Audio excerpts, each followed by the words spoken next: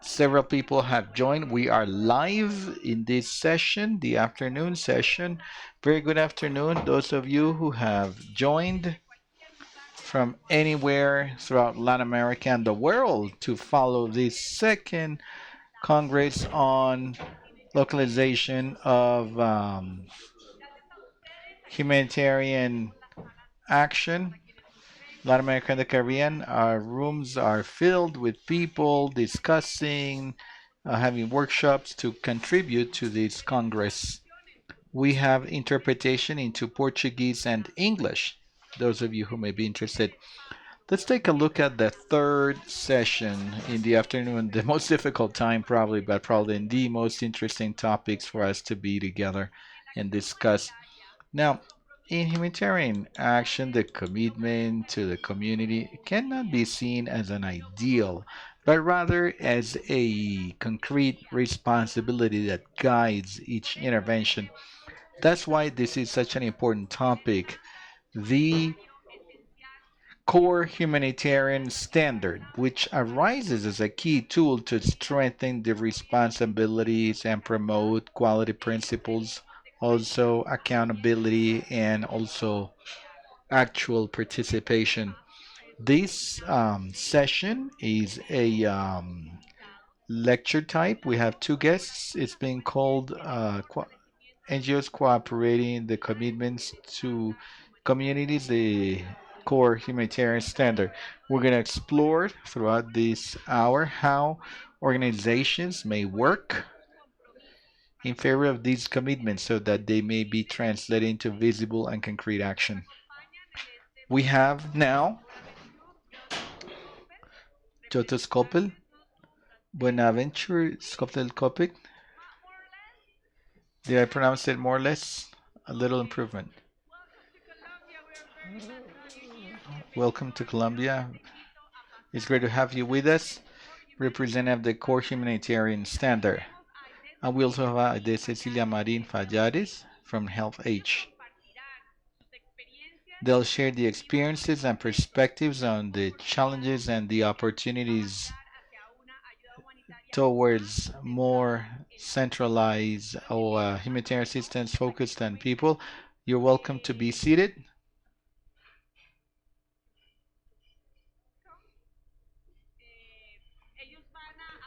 They are going to speak, and then later they'll invite other people to join this conversation as they've worked. To share your experience and then address the 1 hour that we have. You have over there the time so you can work on it. Bueno, bienvenidos y muchas. Welcome and thank you very much. I'm going to ask the logistics team to help us with the PowerPoint presentation as the panelists requested. Okay, in the meantime, we're going to start by thanking your being here, the fact that you decided to come to this room. We want to share an experience. It's been 3 years together to review the Core Humanitarian Standard. We call it CHS. It's the acronym in English, but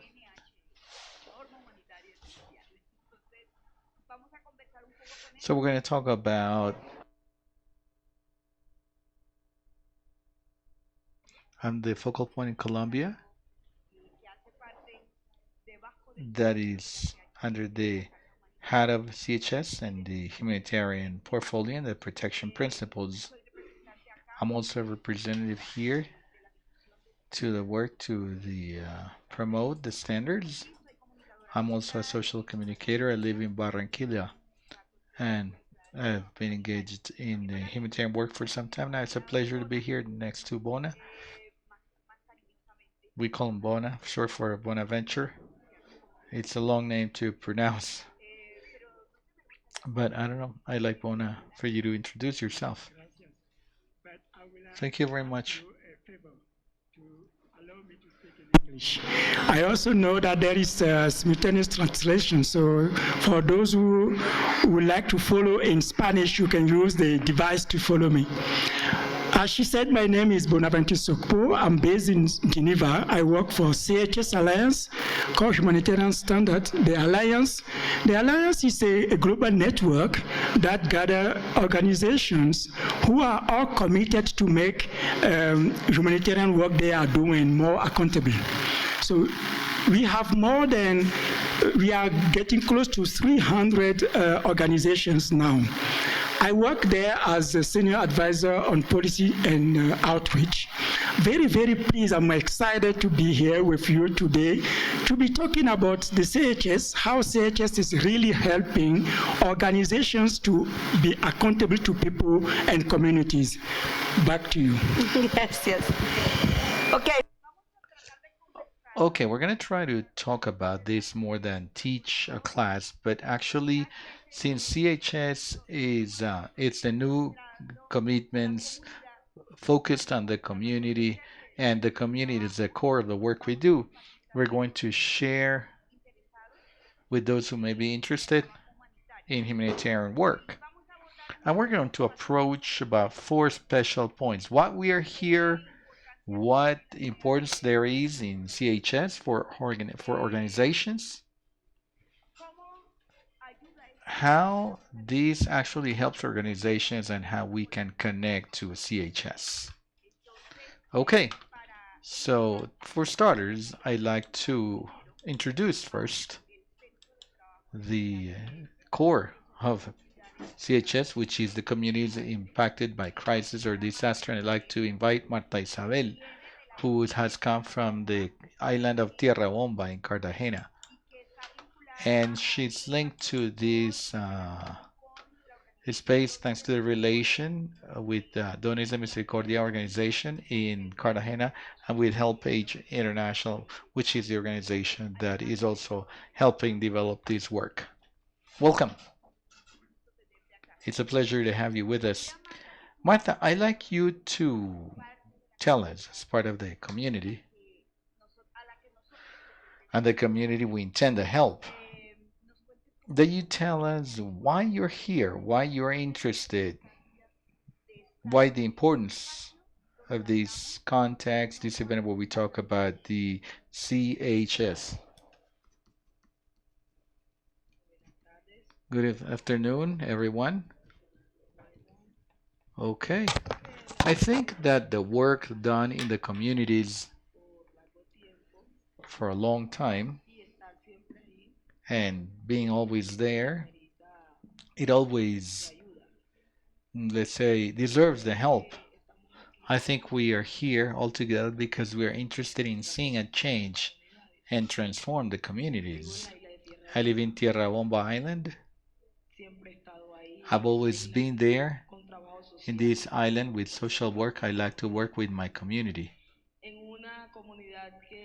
It's a community that is almost in abandonment, that it's abandoned by the state agencies. We are just 5 minutes away from Cartagena,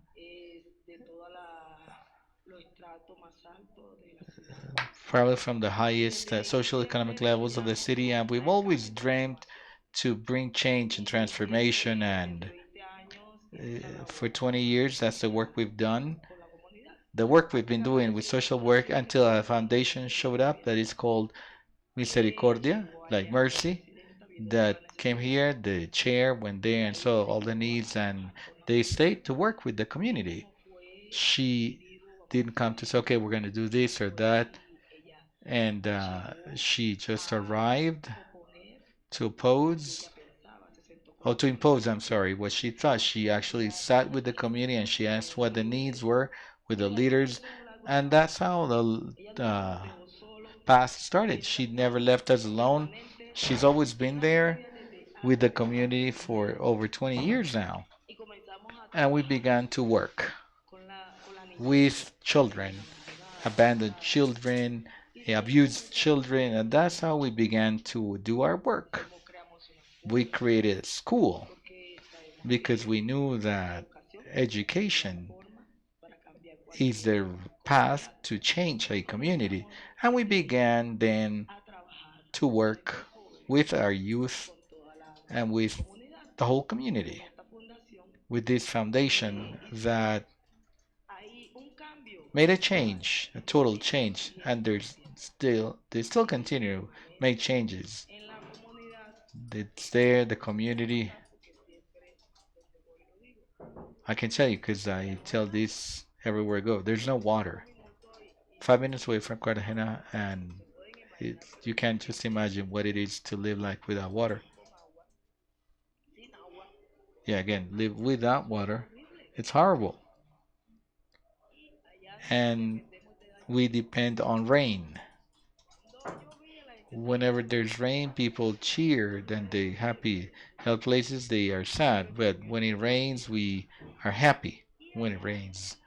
And since you have to go through the sea, and the sea, well, it's a little bit harsh. There's some time when the sea it's high, and whenever there's no rain, so people had to go out on boats. Women had to leave on boats, I know, roving, but that's what we live there, and just go out to the sea to look for some water. And we had to go through the sea, and Boca Grande is another neighborhood, to look for somewhere, some place where there's a hose, watering plant, so that we could fill up our tanks with water in gallons and bring it back home. And then the foundation came, Doctora Elena, that's her name, and she said, we're going to build a well. And you don't know how much that well changed people's lives. So she didn't come to say, okay, we're going to do this, we're going to do that, but she impacted, and she continues to impact the community, and she looked for needs where she could impact. See, I mean, not only did she impact one person, she wanted to impact the whole community on the water and the well. It's been a big blessing. Are you invited to come and see it? Let me ask Marta, did they ask you how to do it? Did the idea come from outside? Now you said that the person from Dones y Misericordia didn't come to impose, but she asked, for example, this case that you mentioned, you think your voice was heard in that solution? Of course, because she gathered as she asked, how do we do this? What do you think of this? Is this okay? Can we do this? Is it right or wrong? And then the council expressed their wisdom, and we always say, oh, yeah, let's do this. And then she started. She always said, we're going to do what you ask, what you say. Okay? So on those grounds, we said, okay, yes. And she knew it would work because we knew the community. He would say, no, because it can't be done. Okay. So it wasn't done. Marta has mentioned two impacting phrases. One is when we work with the community, we want to transform their life conditions. And number two, we knew the community. Okay? So that knowledge that Marta just described, and the wisdom is in the council, means to gather the wisdom of the community to bring solutions to the problems. I think that's the center of CHS, right? Which is to bring to the center the dignity of people, recognize that they are there in the field, they know what needs to be done and how, and especially respect the rights, the right to water, at least, and also the right to participation, that is not just to say, but also make decisions and be there and be part of the decision-making process in the community. If you'd like to give us another example about how your voice was heard,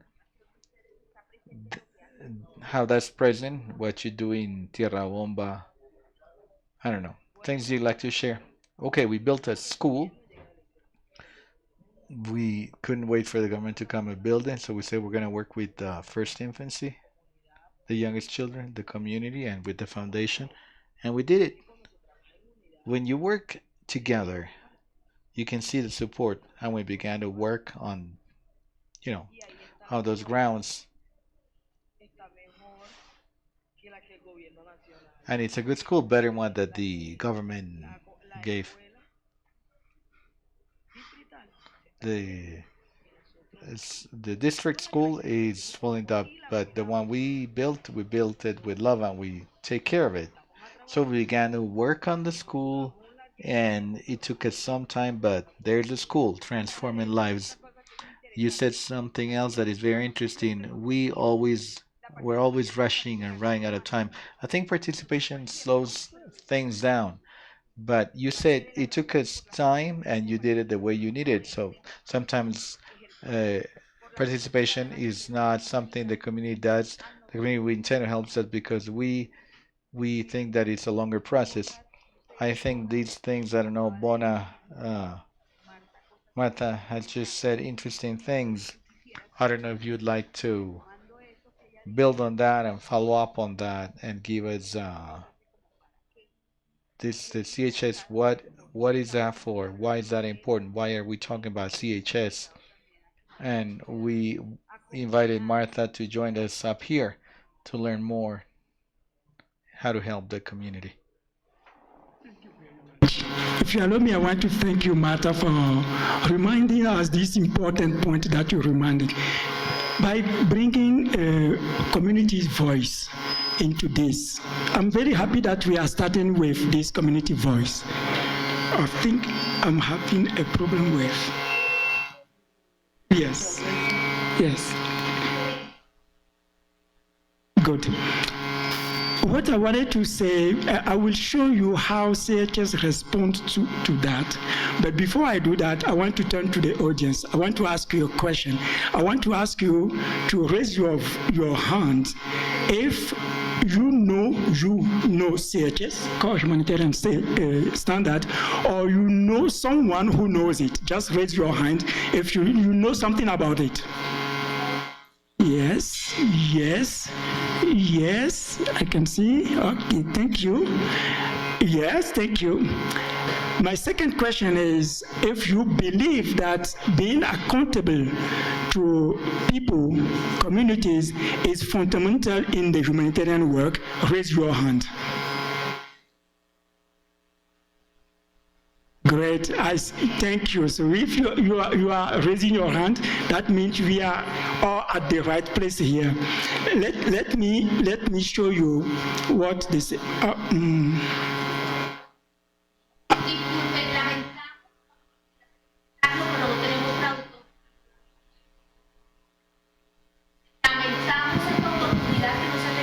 I cannot hear what she's saying clearly, but I think she's saying that there are no receivers to listen to interpretation.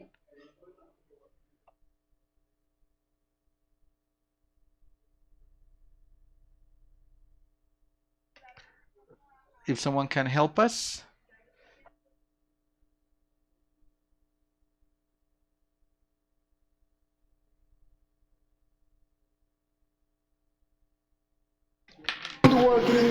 It is working, but they did not request interpretation receivers. I will slowly though, so that we can do it. Gracias. Okay, so let's start again. No. Let's continue. With your two questions, I cannot use of course. Go ahead. Okay. My last question was if you believe that being accountable to people and community we are working with is fundamental in the humanitarian work. You raise your hand. Bona invita a que. Bona, invite you to raise your hand. Those of you who think that accountability and the accountability towards the communities is essential. It's key in the humanitarian work. To see this. So when they are working for the okay, great.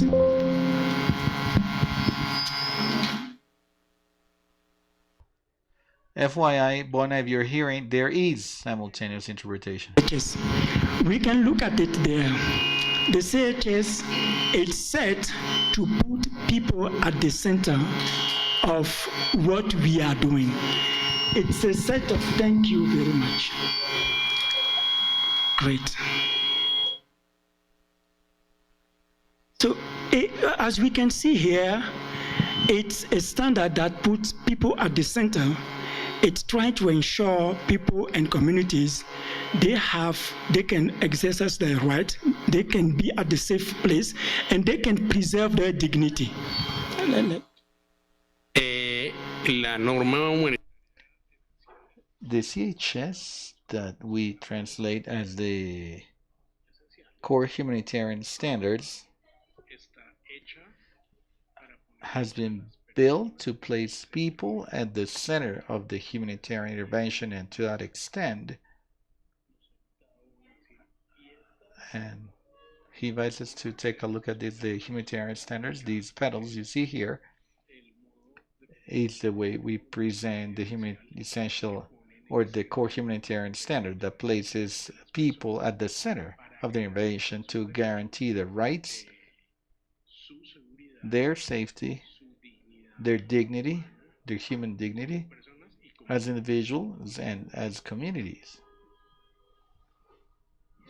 Showing the backbone of the standard, these 9 commitments that are there.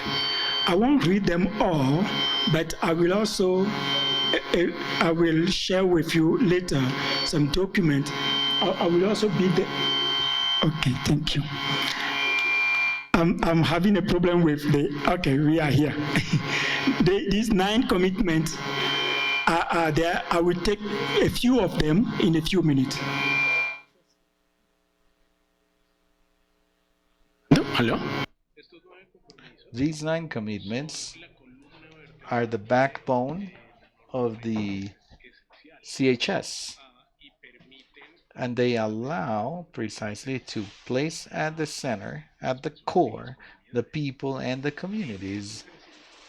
Now, to the extent Bonaventure says they are both in English and Spanish in the presentation, he said he was not going to read them all, but we're going to touch on some of them, and he's going to hand out a document about it. Commitment 1, it says that people and communities, they can exercise their right and participate in decisions that affect them.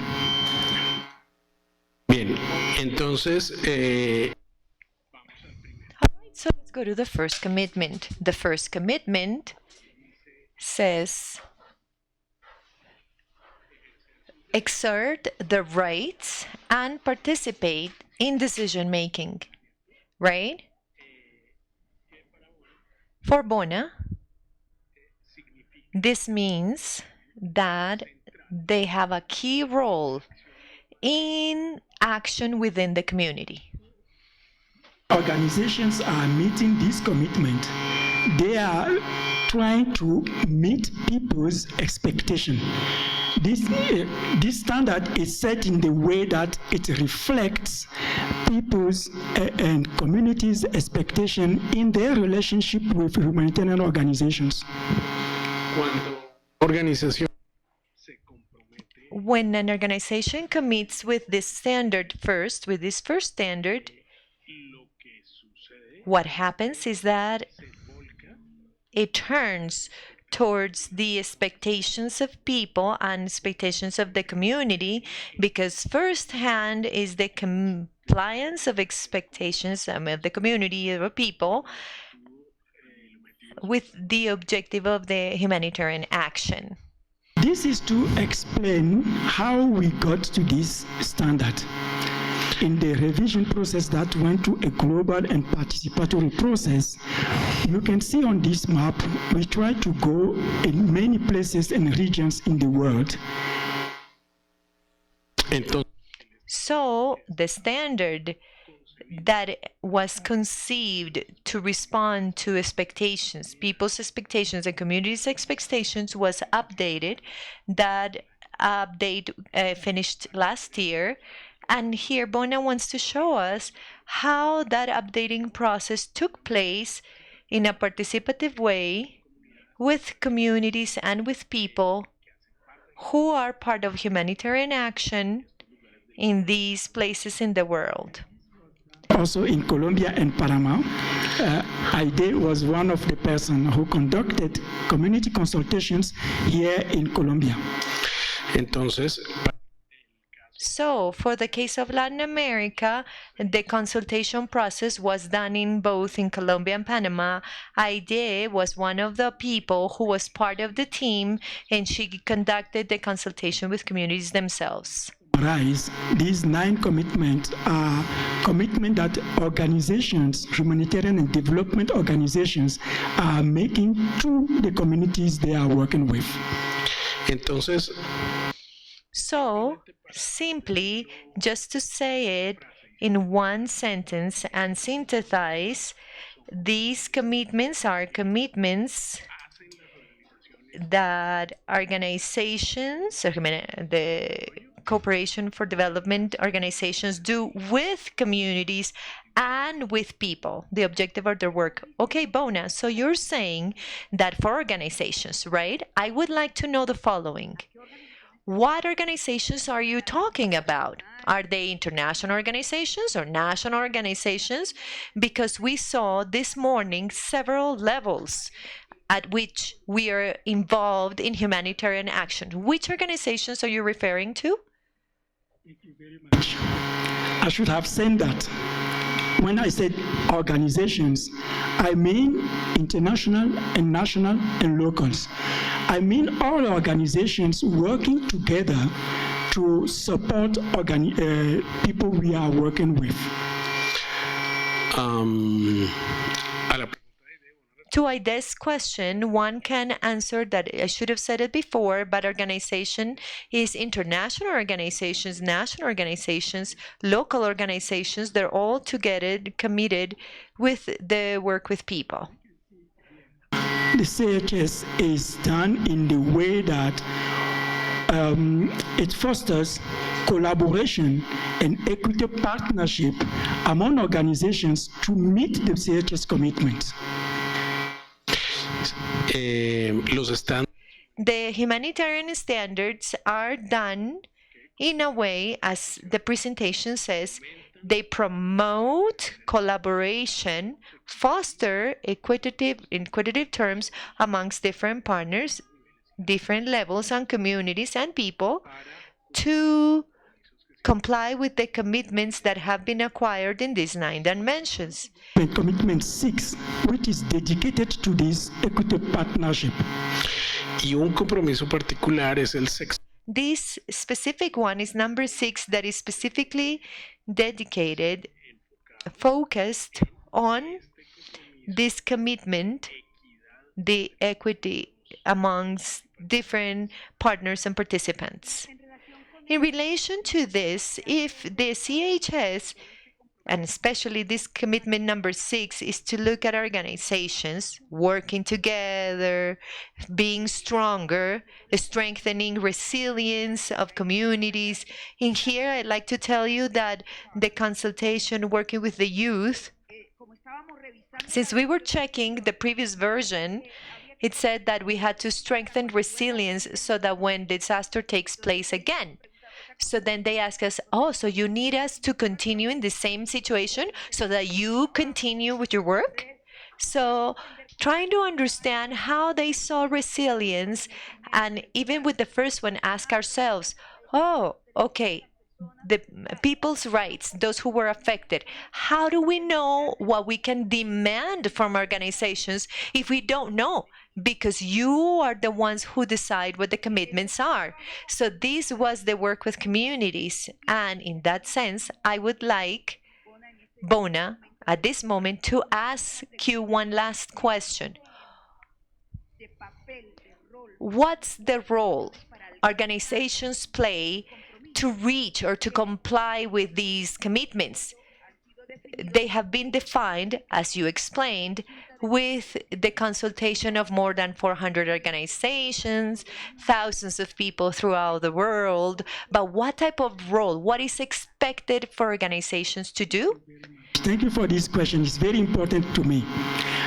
when we were doing the CHS revision, we have heard important things from communities.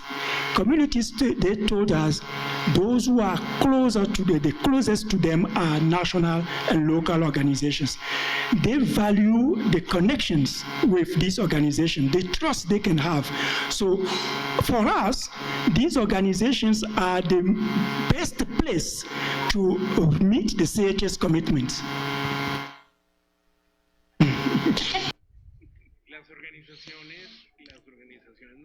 National and local organizations, and thank you so much because this is a very important question for me, says Bona, those are the ones who are in the best position because of their contacts and the contacts and the knowledge of reality to be able to guarantee these commitments to people and communities. Desire, and when CHS Alliance is working, is to come back to this collaboration between international, national, and locals, so that the commitments are met.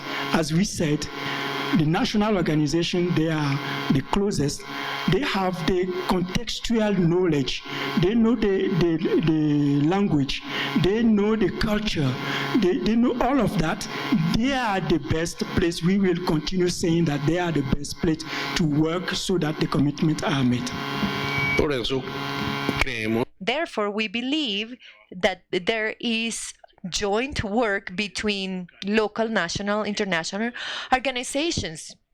They are the closest and they have the contextual knowledge, unique knowledge, and this way they can guarantee commitments of our CHS. This morning we heard of many challenges that we've taken places towards localization. CHS points toward this. We have taken steps from donors, from organizations, from communities, but still there is a lot missing. I would like to look into practice. What does it mean to collaborate, to be closer?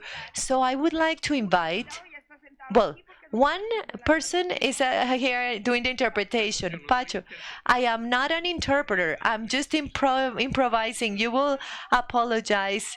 Yes, he's one of the guests. So Pacho, as the member of one of the international organizations that work in humanitarian help, I'd like to call Luis Francisco. He works at Convite, Venezuela, Colombia. And I'd like to call Otibel, who comes from Ecuador. She's also a member of another foundation that is called Making Panas, or Making Friends, in Ecuador. And they work with migrants. This is an organization with Venezuelan citizens, right? Humanitarian work in Ecuador. We can have the landscape of different levels of organizations Bona is talking about. So how does that work? ¿Puedo hacer propaganda? No. Can I make an advertisement? We have the opportunity. We said CHS in action. We said we are encouraging organizations to work together to meet the commitment. Let's see how it works in practice.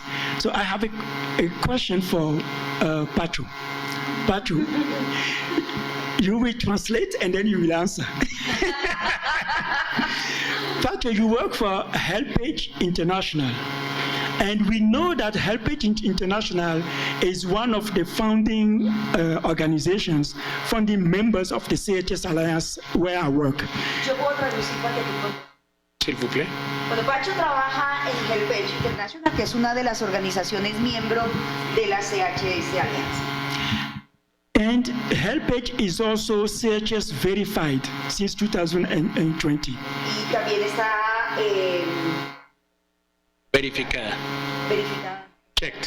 Sí, por la CHS. O sea, ha cumplido porque hay un proceso como de evaluación y certificación. So the engagement of HelpAge is without any doubt. El compromiso de HelpAge es a todo dar. Now the question to you, Pacho, is how do you work with partners now in Colombia, in Ecuador, in Latin America, to ensure that the commitment that the HelpAge has is also being met to people in the communities? Entonces la pregunta, Pacho. ¿No se oye? Ah, la grabación. Ok. Entonces, Pacho, la Oh, because of the recording. The question is, how you as HelpAge International, how do you work with the other organizations to ensure that CHS commitments are being reached, fulfilled? So let me do advertising.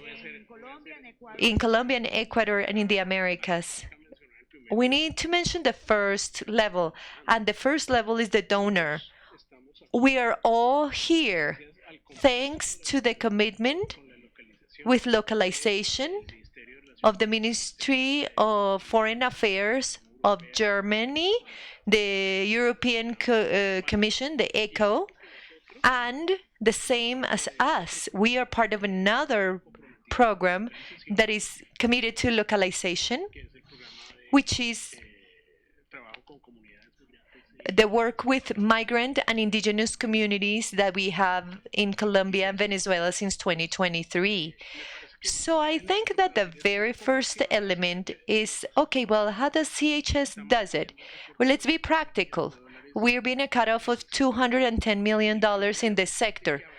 The first thing is that there's going to be resources and funds to be able to mobilize localization. If we don't have that, we're not doing anything. None of us is here.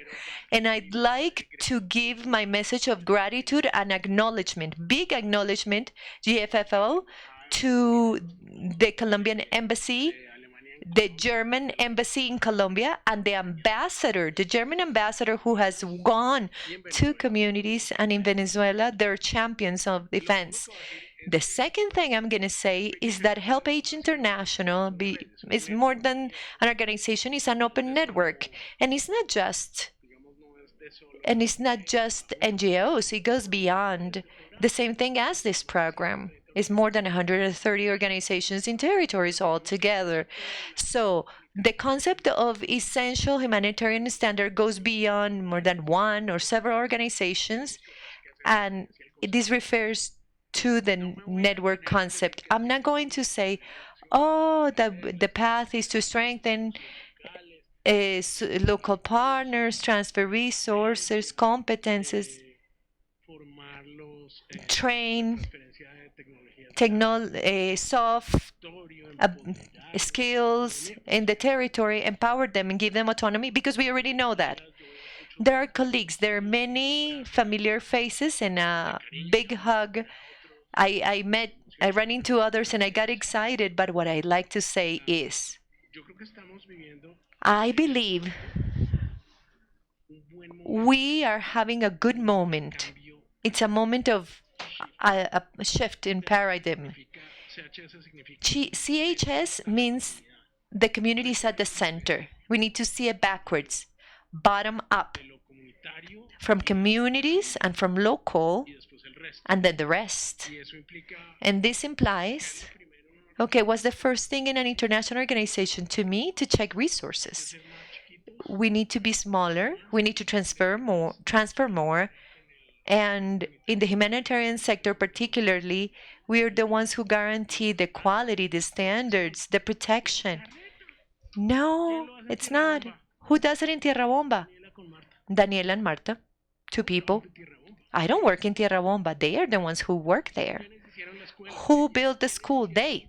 Who built the community, the medical office for indigenous people in the border between Colombia and Venezuela? Luis Francisco. So then I asked Luis Francisco, another level. So Pacho had already spoken about, we also thank him for having able to be here. But Luis Francisco, you as Convite, this national organization, now binational, how do you work to guarantee so that there are those commitments, the CHS commitments being met? Good afternoon.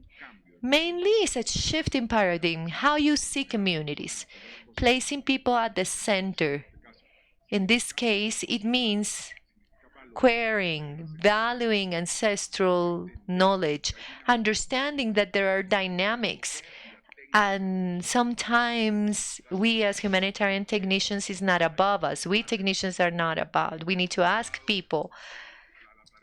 For example, we've set out to task that if we're going to have a food kit, we need to have a focus group to see what people eat because we standardize and we are arrogant. We need to look at the difference in each community, in each context. And this is part of the humanitarian standard to give voice to communities so that they express themselves. There are communities that have proposed things. I remember in SEA, there was this alert, and we had in Mérida, in Venezuela, an older man who lived in the high terrains. He asked for whistles. And he said that he had a strategy to alert how to face, to be able to evacuate early. So we took them whistles. And you know what? The following year, because there were landslides, we came back. And what happened is that the number of people who were isolated were fewer. Why? Because they were at less risk, because with his whistles, he alerted. He lives in the when it was coming down, the flood was coming down. So one would say, what will he do? Oh, well, there it is. You can see there are people who have things to tell. So this needs to be part of the tailoring our design. We do not know it all, meaning communities are the ones what have in their hands. They just need accompaniment. They need resources, no doubt, and especially they need to be heard. There is this big need for those communities to be heard. And with the humanitarian standard, part of that principle, part of giving voice to those communities, those who have been affected. Here I would like to pass on. Excuse me. You wait. No, let me just say one thing. I'm sorry. That paradigm relation change means that we don't know what to do. The people in territories do know what to do. So that's why I will pass on the floor to Tibel, because right now we are assisting one of the most dramatic sectors in the floods in Ecuador. So I'll pass on the mic. No, it's fine. It's well past. That's what it is about. That's what collaboration is about, passing the mic. Haha. Good afternoon. Well, first of all, to know that training on monitoring for the foundation, making panas, it's been important to have organizational strengthening in our foundation. At the foundation, making panas, we're aware of the need of community participation at all processes, from the beginning to the end. What we're there for, what we need to do, and how we're going to conduct the process, what the needs are. And that's how we've been developing the work that we're currently conducting, knowing what the needs are, people's needs, beyond those we can see, resilience, knowing that they are the protagonists and come out from that crisis. And through those trainings and to those workshops that we've been receiving, we can convey to them the way they can come out, leave crisis behind, for them to know they're not alone. Because when you look at those communities, they feel abandoned, and they feel that we get there, we took a picture, we gave something, and we're leaving. No, the idea has always been through the pay. Send ideas through them. We're there to leave something so that they can, in the midterm, come out of the crisis. And then bring continuity to these processes where they participate from beginning to end, something that's been important to us and to our assessment and the organization has been integration with the key stakeholders of the communities, the leaders and people who are part of the communities. In the end, they assess us and they give us the peace of mind to know that we did something and we did it right. And they always expect us to come back, and they wait for us with open arms because they felt that they actually received the help they needed. We brought a solution. Thank you. You're saying something that is also important, and it goes through these commitments. It has to do, and it's the feedback or to give back this communication or actual communication with balance. It's not the people in the community, the ones who run the survey that we need, and they bring us the results that we analyze and we make decisions.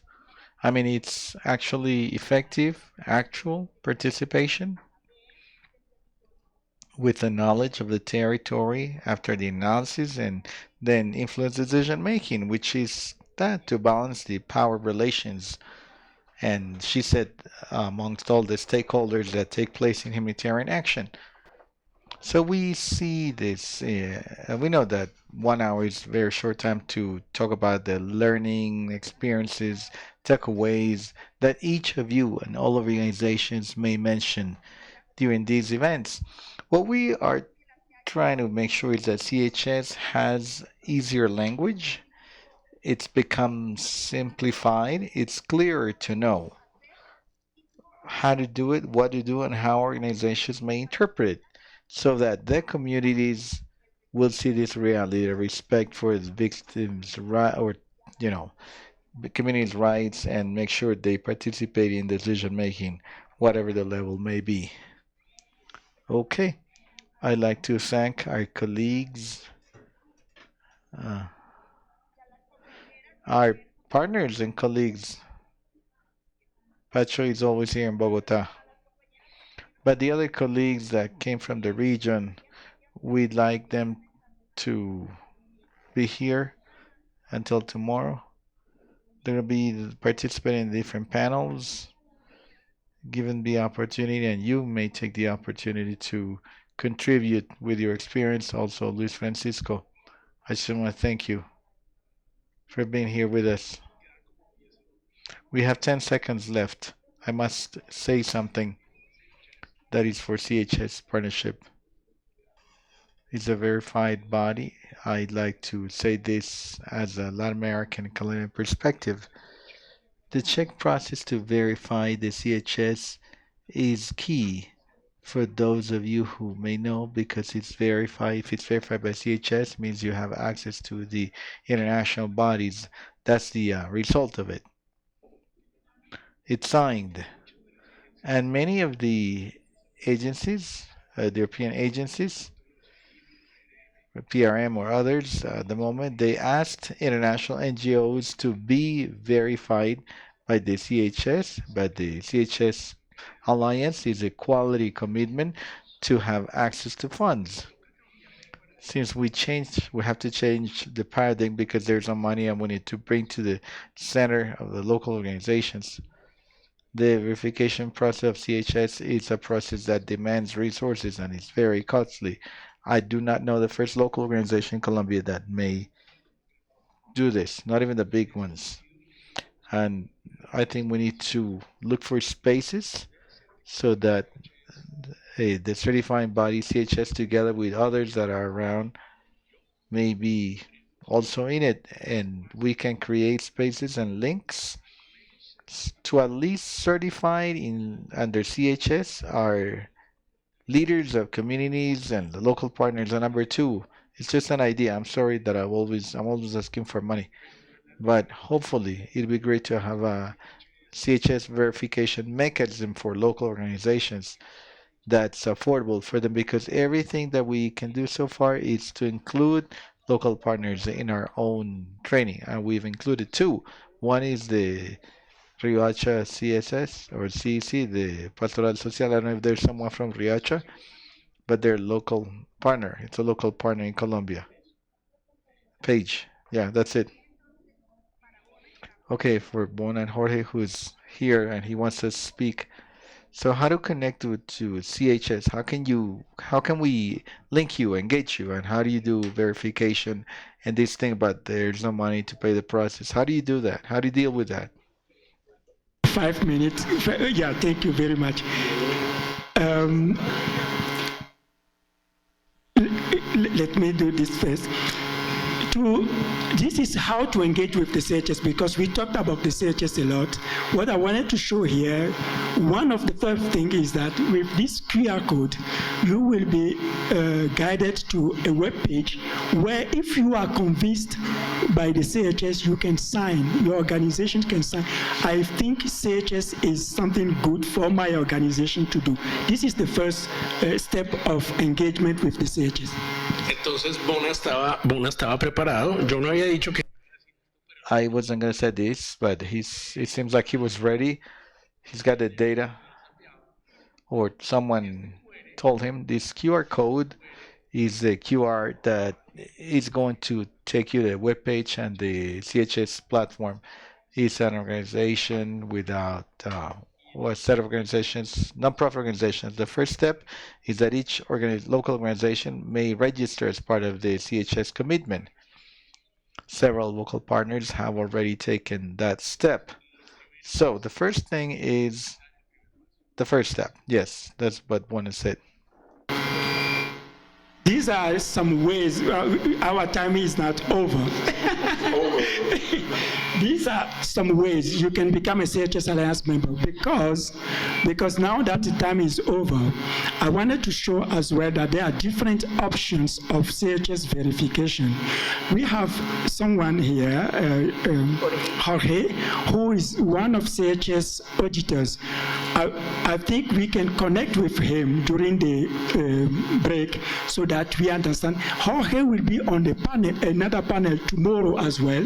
For those who are interested, please come tomorrow and listen to how audit works. Thank you.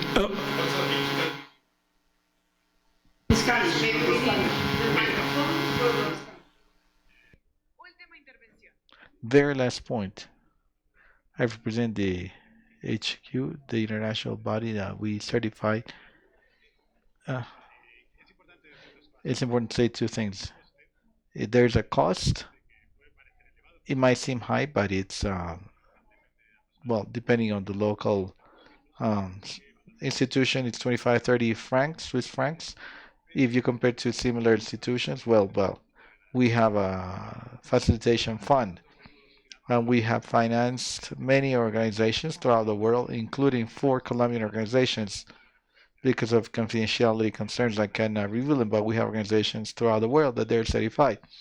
And I think it's a commitment, and it's not access to funds. Many donors are open. So, yes, in my opinion, it's not an issue of the money, but actually it's a lack of knowledge. That's why I've come here to explain it, and also to want to go after the certification. Over 30% of organizations that are certified are local organizations.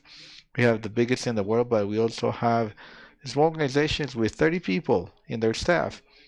So it's important to know that we adapt and we work based on the partners, because as Juana said, we want the localization to take place. So the first step is that we encourage it. To give an example, the audits in Latin America, this is in Spanish. They're not in English as it's done at other organizations. Thank you.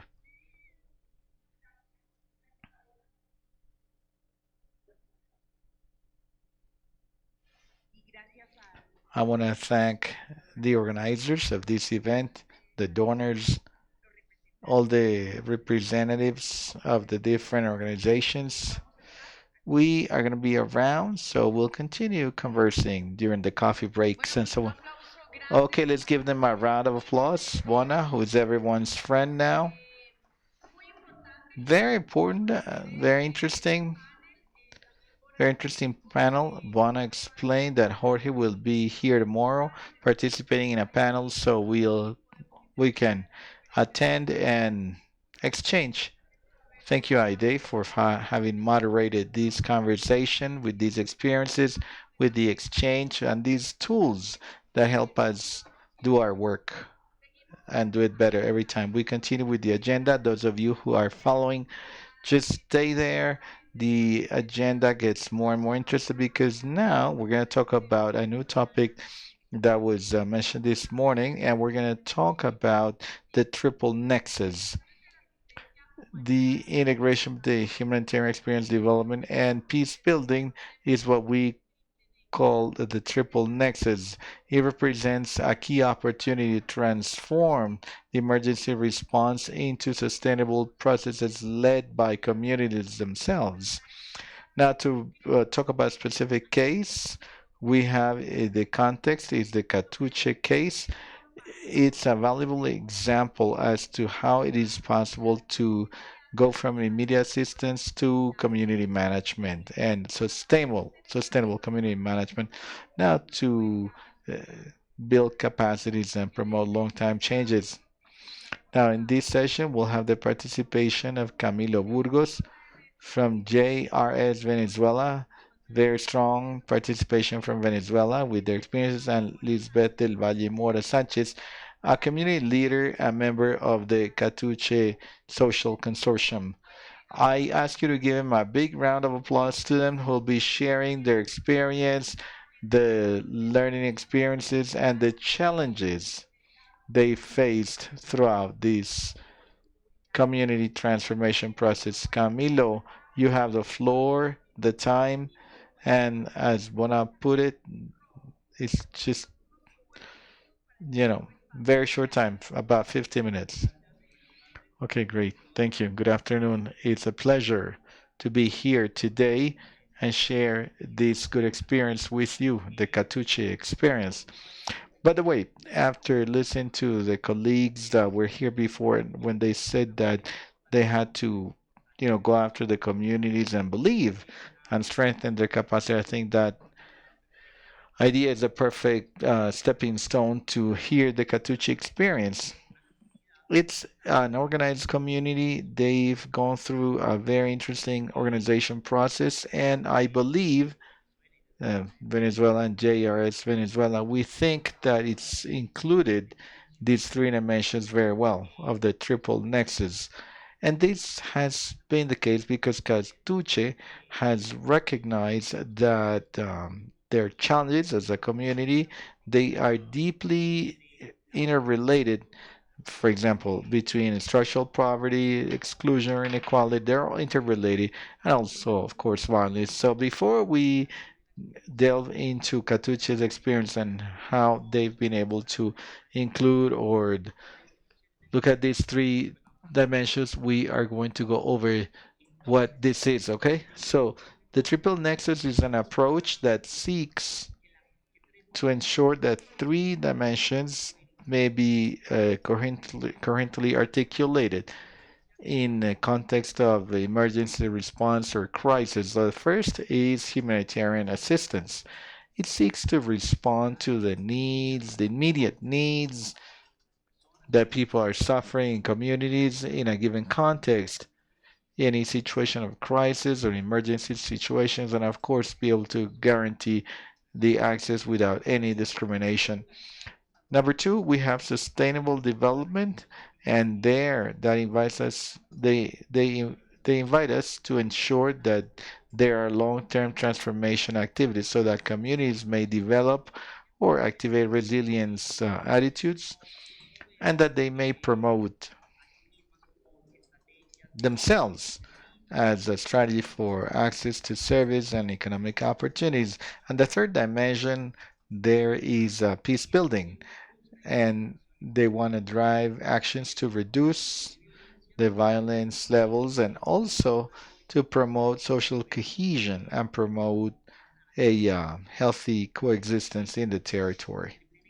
The triple nexus, as I said, invites us to generate coordinated action in these three dimensions, and I believe that this Catuche experience has been a very interesting experience because based on the Catuche Social Consortium, we, we have promoted strategies to strengthen the communities, also to articulate and response to the crisis they lived, and also promote strategies that create peace building and to strengthen the social network. Before I give the floor to Elizabeth, because she is the protagonist and the idea is that you may hear her firsthand, I can tell you quickly that Catuche is a neighborhood located in the outhills of Avila Hill in Caracas, in Venezuela. Catuche is set up and it's grown. I mean, after the outskirts of the Catuche River, there's a river. By the way, it comes down.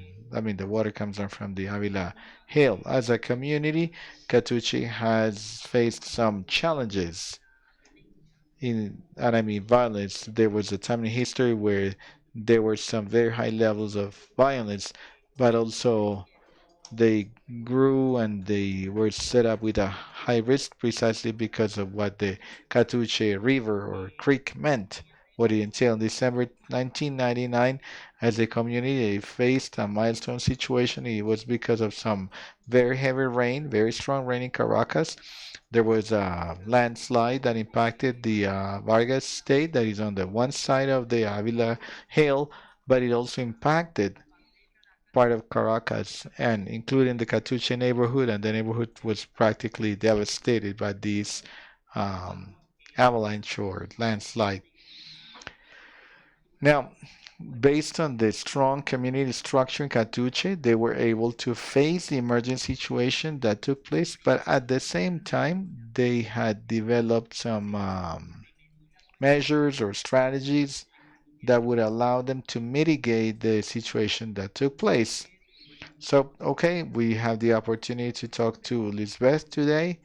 As it's been mentioned, she is a community leader of the Catuche Social Consortium. Welcome, Lisbeth. For starters, I'd like you to tell us how this Catuche Social Consortium came to be and what drove its creation. Good afternoon. Thank you for the invite.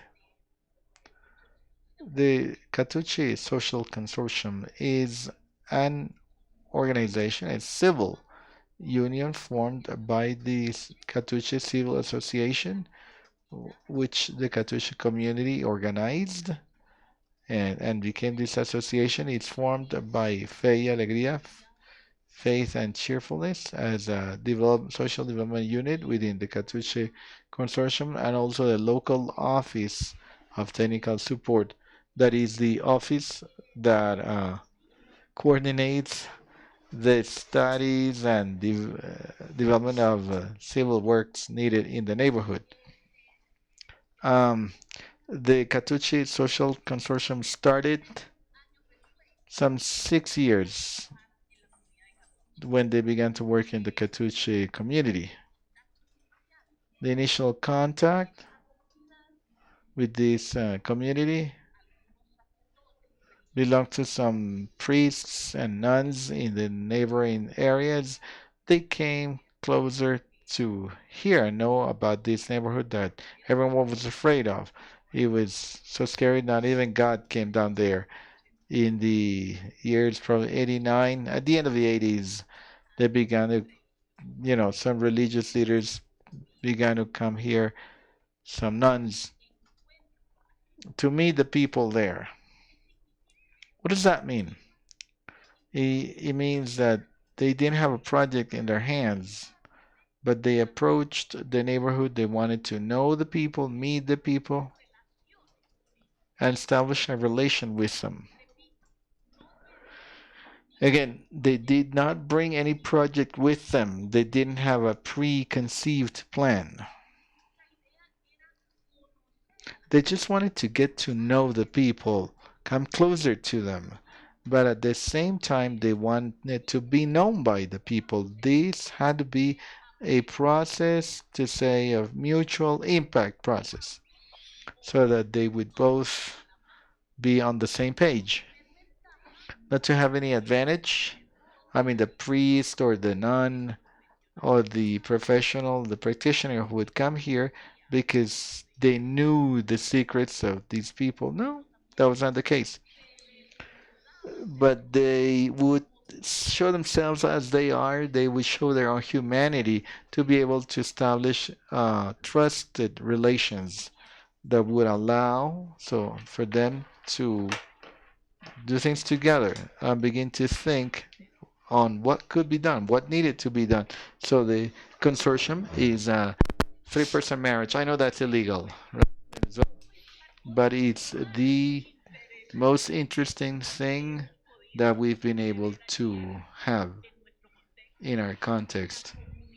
The community was sitting there with the same voice. They had the same vote, they had the same responsibility as the organizations that accompany this process. Lisbeth, when this initiative comes up, initially it takes place to work on these high indexes of violence present in the territory. Also, with this need to be able to have mitigation strategies, risk mitigation strategies, because Catuche River was right there in the middle of the neighborhood. Let's focus for now on this component, peace building component. Let me ask you, what factors aided, excuse me, let's go back. What factors help the process so that it would be legitimate for both people and the community? After 3 years of thinking and answering the same question, what does God want from us? In Christian communities and small meetings, what is God inviting us to do? How do we want to live? This is what we feel invited to. This looks like the reality that we have. All of this, probably 3.5 years. I mean, the question was there for 3.5 years. And the answers were systematized so that we could have something to work with, a basis to build proposals on. After 4 years, the geniuses came to the conclusion that we wanted to live better, that we wanted to have a more humane life. And that's what happened. That's happened because of several reasons. First, because of all the physical intervention in this neighborhood, high-risk neighborhood. It would grow towards the sides, both margins of the river, even on the creek. Some houses were on the creek. That was because of the relations amongst neighbors, because people had low levels of scarcity, low education levels, scarcity, unemployment, so on, etc., etc., etc. After this time, after when people said, this is what I want, I see myself there, and with this is what I'm going to marry. I am going to commit with this. Then we started working on violence. How can I do something if I have no guarantee of certain easiness? Catuche was a neighborhood. When you least expected it, there could be gunfire between youth members, gangs. It was very important for people to be aware of the fact that we needed to control those levels of violence because they were produced inside the community. So, logics were, if I want to work for this, if I want to make my neighborhood better,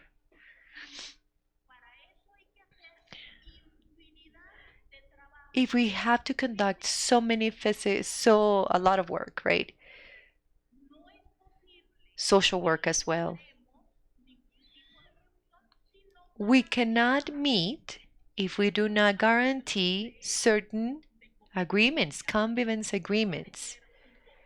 It may seem crazy to you, but one of the first agreements we came to was that there could not be gunfire at just any time. And if there were people working, They had to be told.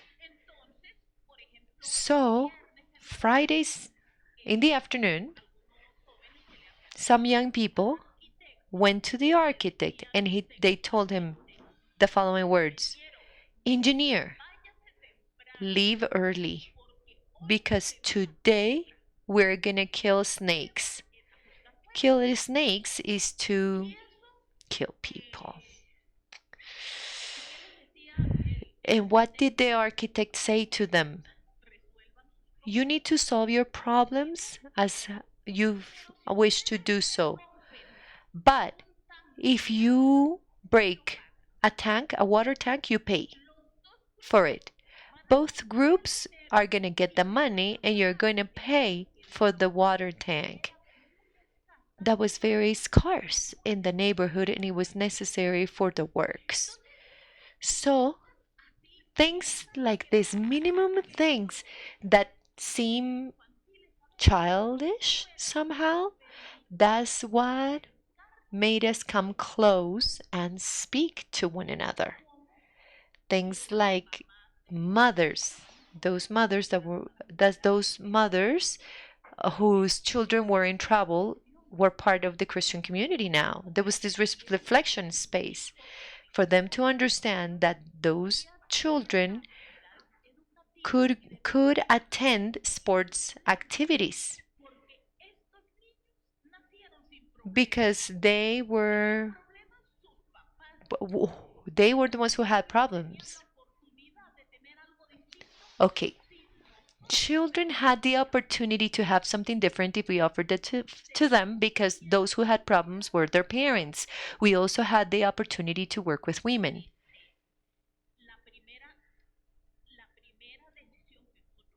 The first decision was public spaces are not for gangs anymore. They belong to people. Public spaces are for people, not for gangs. So the first thing is that we started marching for 2.5 kilometers, marching for peace. It was the first time that they walked on the neighborhood because the whole neighborhood seemed so dangerous for them. So that marching that we had, it was organized by two women whose children were in trouble. And one of them was the mother of a child who killed the other lady's child. And those two women, organized this marching event. Her voice is breaking sentimentally.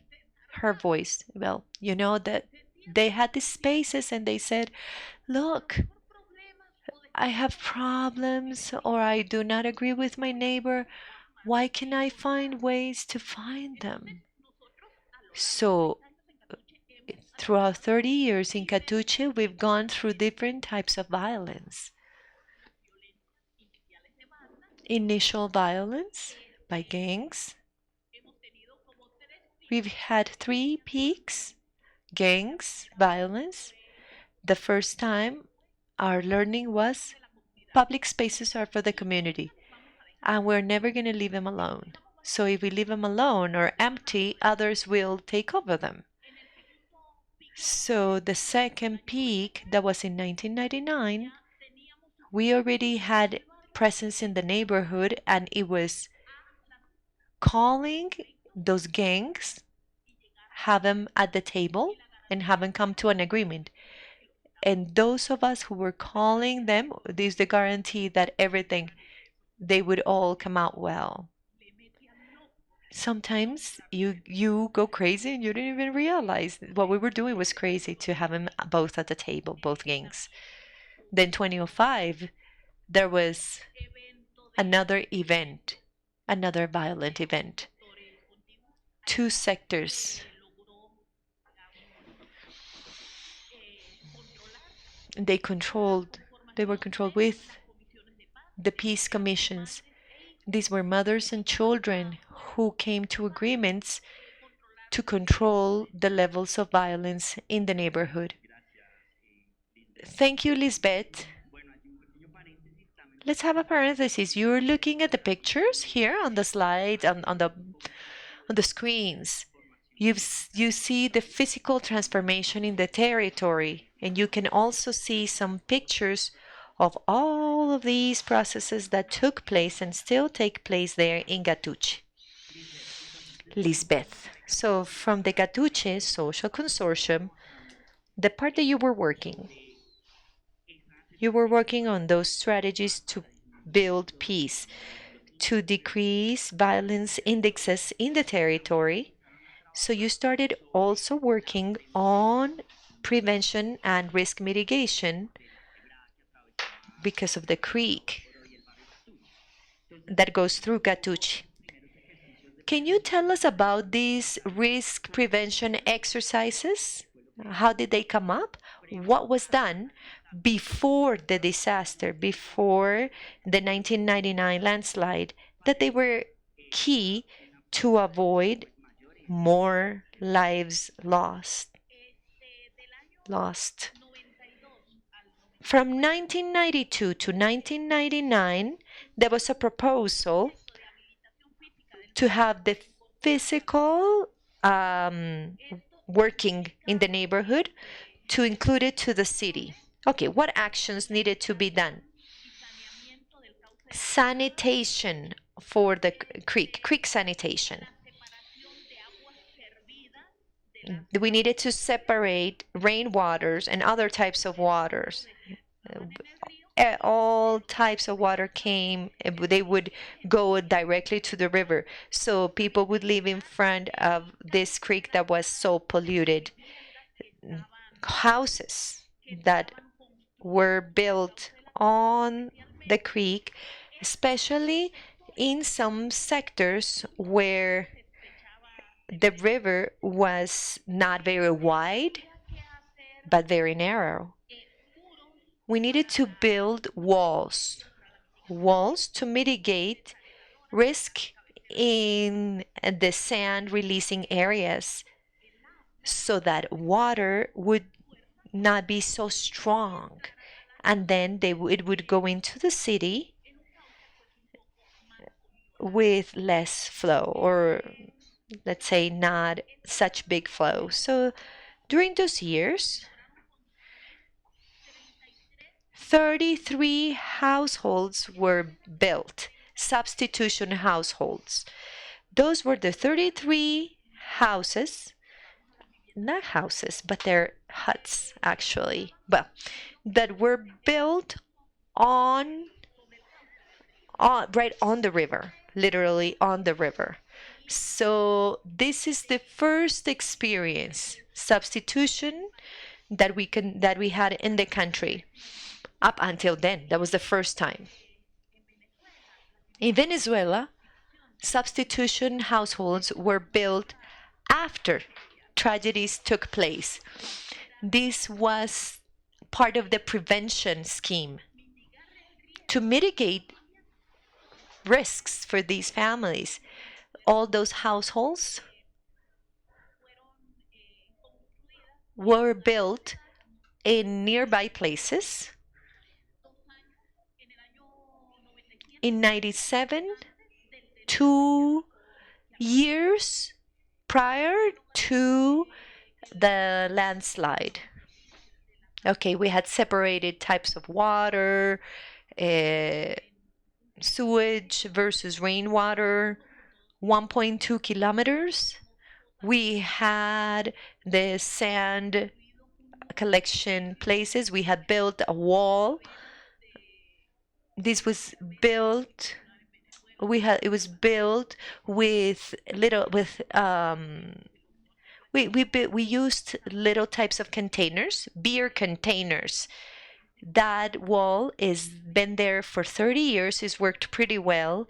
We were able to build roads. We were able to build community centers so that people would get together, would be trained, and we were able to build a system, an early warning system.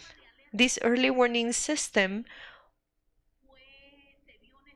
was necessary given the fact fact that Brent hurricane went past Caracas in 1993. People had never seen the creek so high. It was a 1.5-meter creek.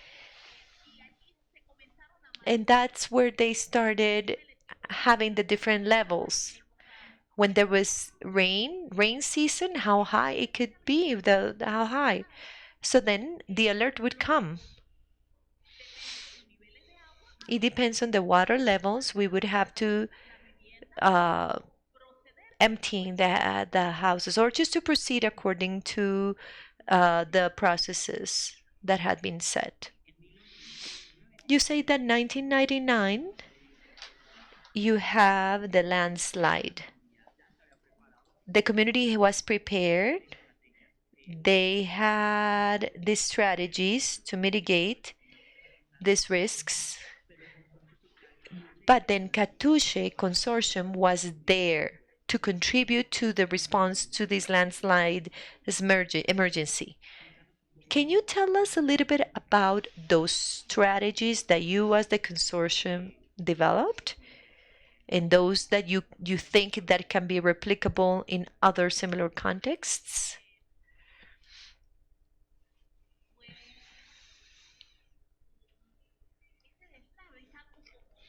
The landslide is like the story of that wolf, right?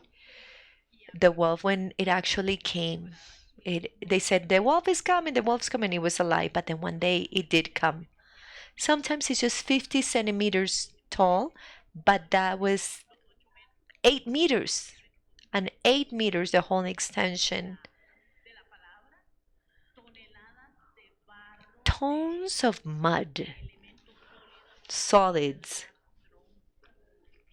rocks, soil, trunks, water, of course. Water came down, and it took more than 600 homes in 4 hours. 600 homes were destroyed.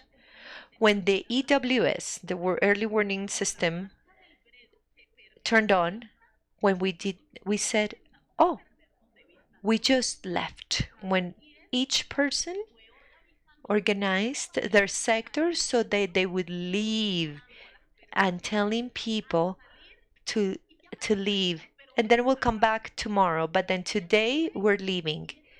And that was what we did. Let's leave. It doesn't matter if we get wet. We'll come back tomorrow.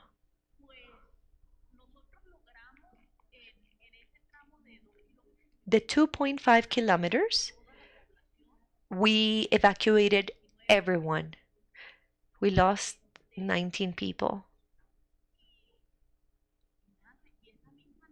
And that same night, we, the community, and the other 2 communities, we were involved in something that we had never imagined. And therefore, we had no idea what to do there. And right after this whole night of walking up and down in the neighborhood, seeing the exits so that people actually had left, trying to locate people, because we knew that there was this this group in the church, another one with Santana Brothers and schools and so on. So at that exact moment when we evacuated the neighborhood, we were very, very careful for families to live together. We knew the people knew one another. They knew all families need to live together. Once you're outside, they decide if they separate or what they do. But from here, everyone lives together. For us, it was very important because it was the only way we could control so that people were actually leaving, so that everyone in the household would leave, evacuate. 5, 6 in the morning, it was almost daytime, dawn. We were there, a small group were there, And we said, what are we going to do now? And then there's this Dominican and says, I think that 3 pots of oatmeal.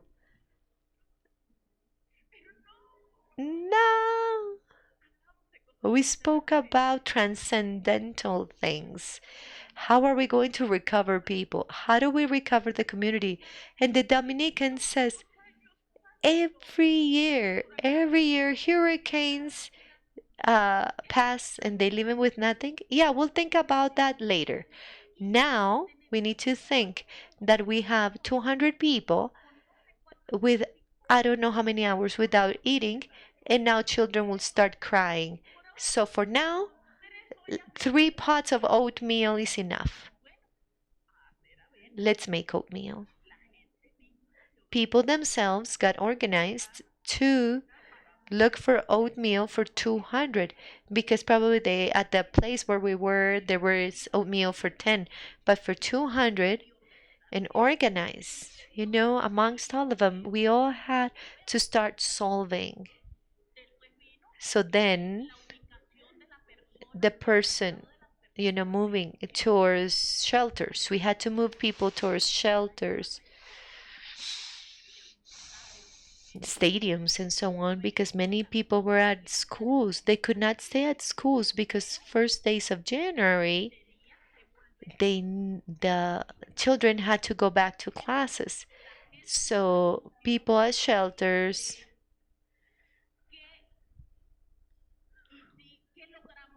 What did we do? What did we decide? The first thing that we are going to do is that we are going to locate people. Okay, where are they? What shelter? Catuche, where? And we located people everyone who was dispersed throughout the city, and then we started writing letters to them. Why?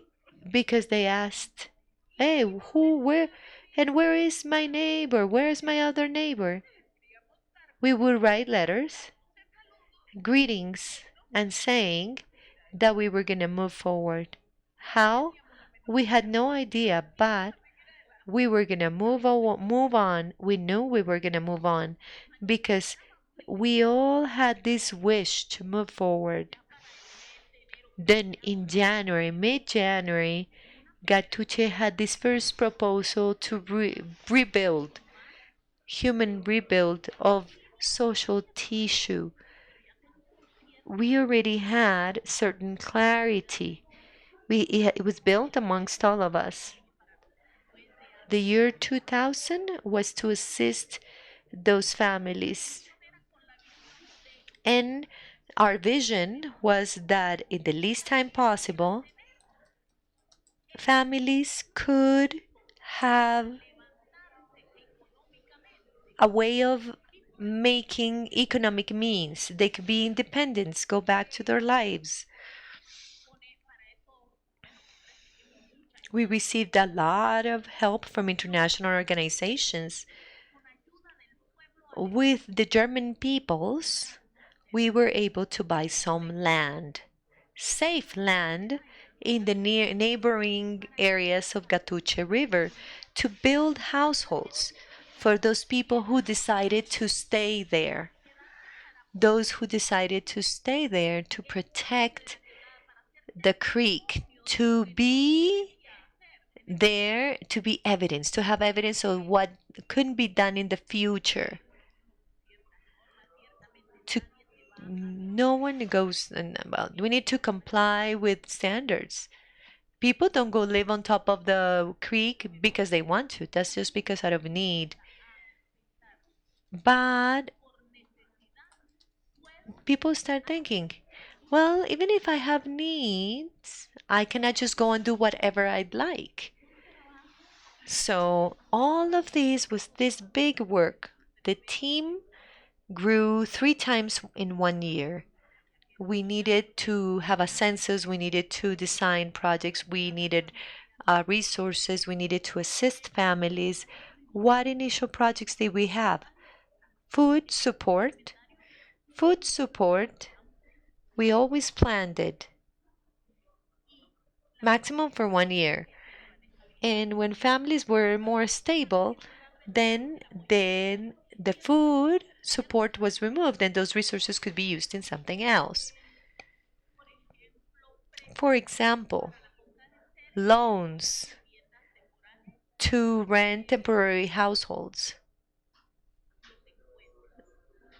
You see a lot of gatherings, you see the pictures. For people in Catuche, getting together was a party. It was relief. There was hope. And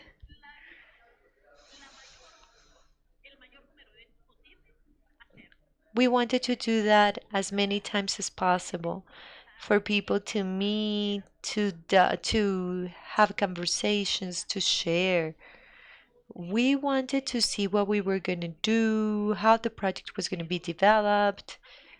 Anyway, we had to have multi-purpose gatherings, right?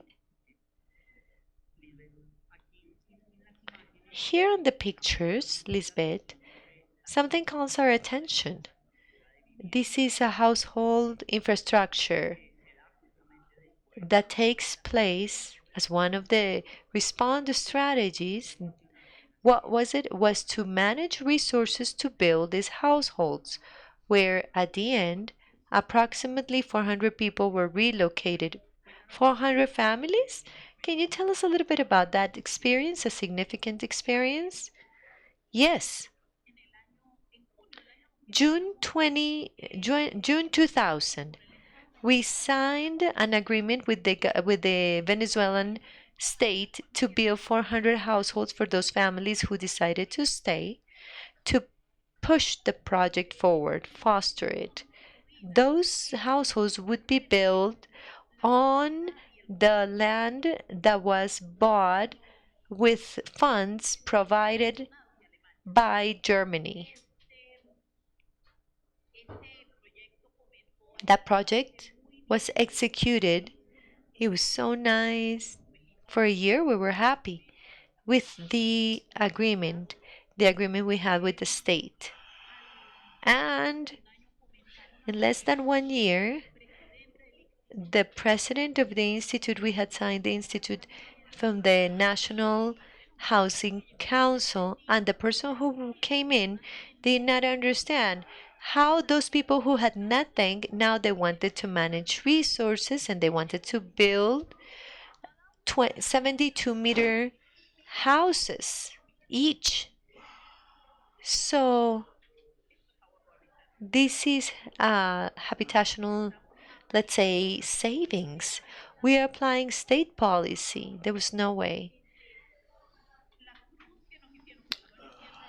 Yes, they said, okay, you want to be a small government and you won't.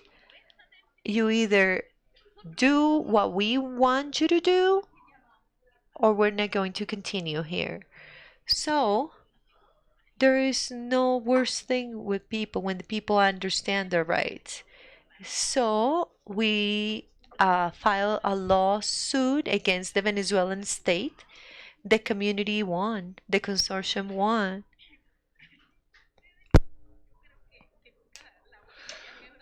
I don't know, my voice had never, gone sentimental in 15 minutes because the right to dignifying housing was being violated because we wanted to do this together the way we had done it for 10 years, not the way the state wanted.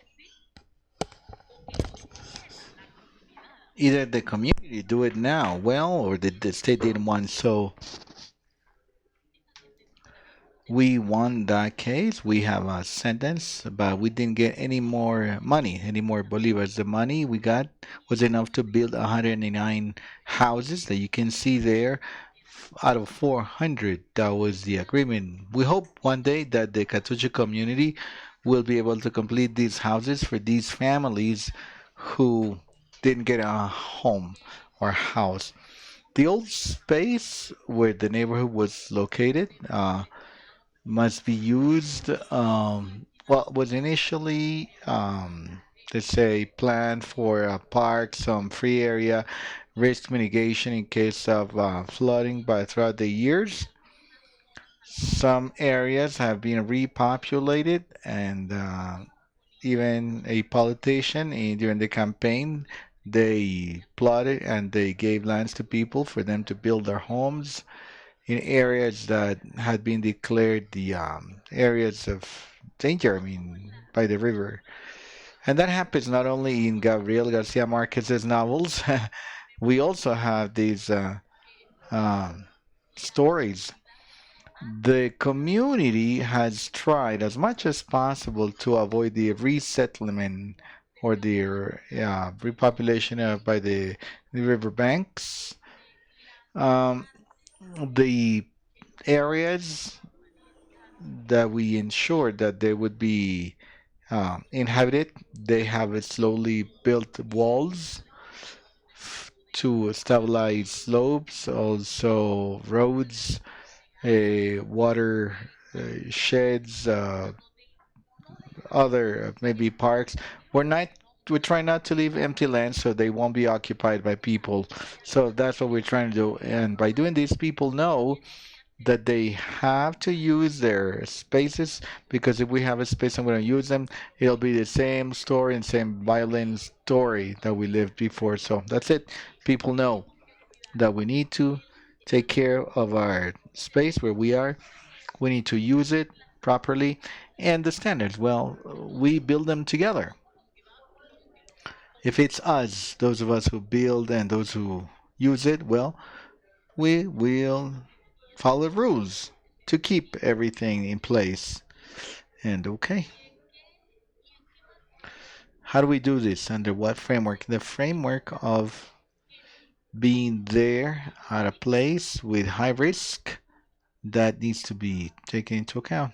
All right, thank you very much, Lisbeth. We are out of time. We kind of have to close. There are very many topics to talk about related to this good Catuche experience. And later, after this event that took place in 1999, as it's been pointed out by Lisbeth, they continue to advance and do all of these processes to improve the infrastructure, access to utilities, also improve the quality of life of these people. They began to build um, corridors and pedestrian passages, also gardens, water collection points where the population may access.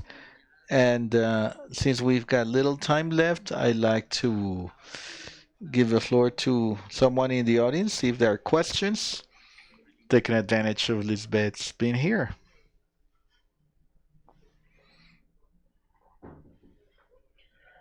Hello. More than a question is a topic that you discussed about the CHS and the Catuche community. They realized, but they agreed with the commitments. I'm saying this because there are many local organizations, when we talk to the international standards, we are afraid, but if you notice, they knew their rights and they participated. Commitment one. They did it timely in an effective manner. They wanted to be prepared and they were more resilient. I think they complied with everything. It's not they're afraid.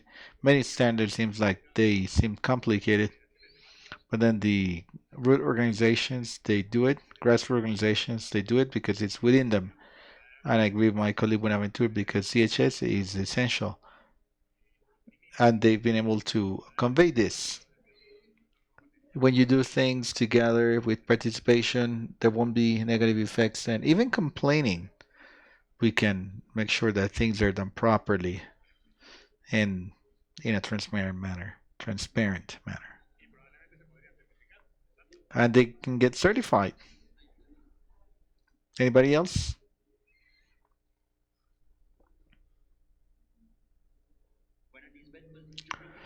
Okay, I think that to conclude,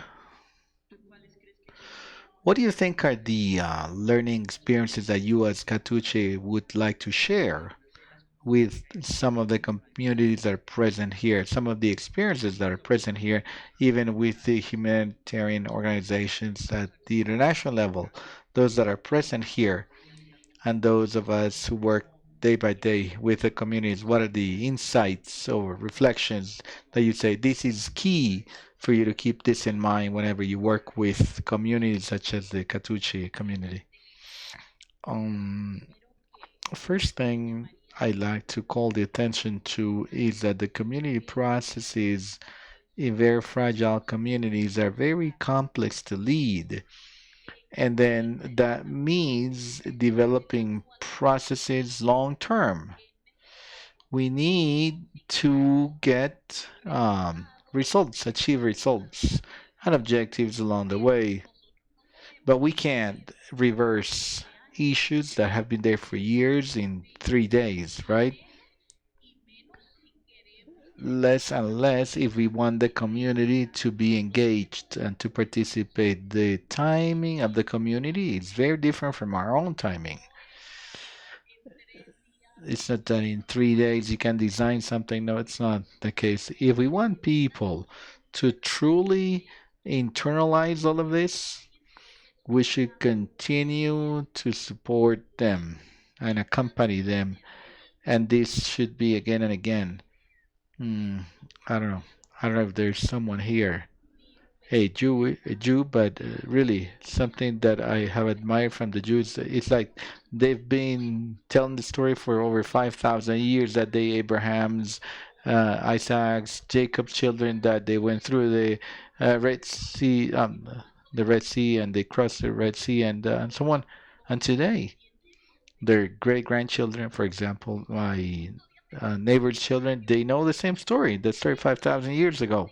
So it's important for people in our community to know the story, where they come from, where they're going, what they've done to conquer.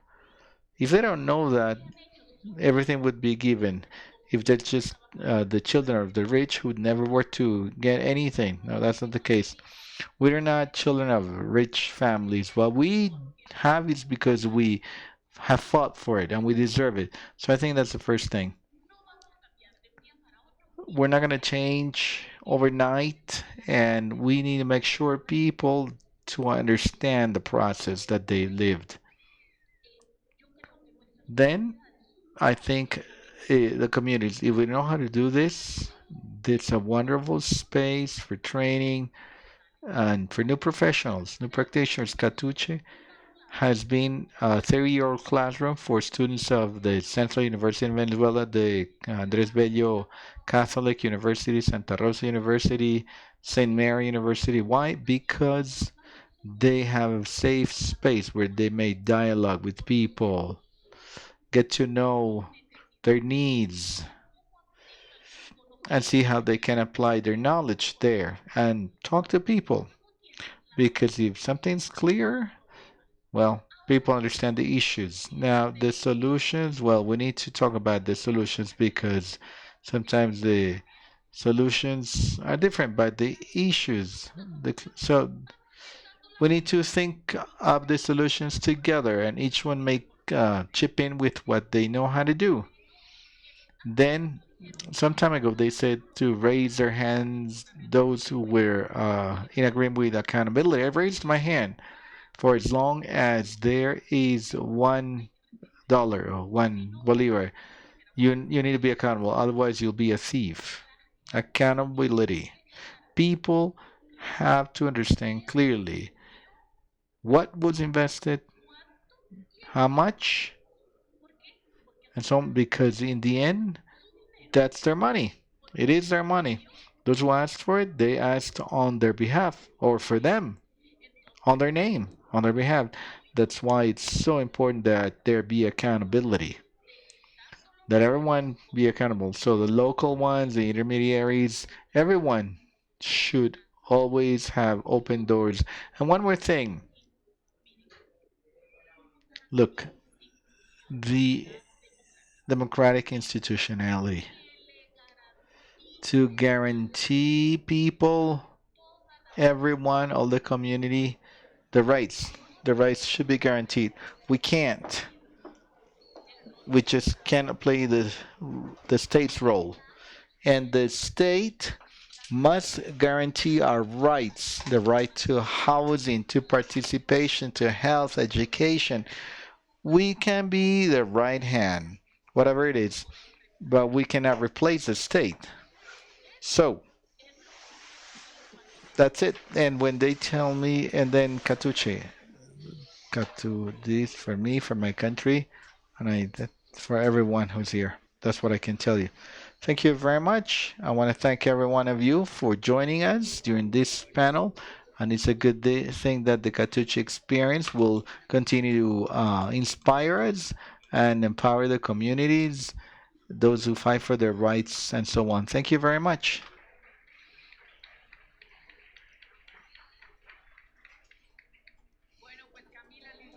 Camila, Camila and Lisbeth, you really touched us. We're very enthusiastic, very interesting work, interesting experience, really. That's why we're here at this Congress, because there's a lot to do and there are many stories that inspire us to say, yeah, this is worth it. We need to continue to work. It's great to hear your voice and so many people behind these initiatives.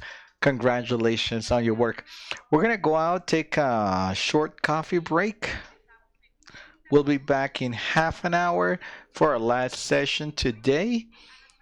Those of you who are following up online, you can take a 30-minute break and we'll resume at 3:30, okay? 3:30 for our last session on the second International Congress on Humanitarian Action Congress, Latin America and the Caribbean 2020.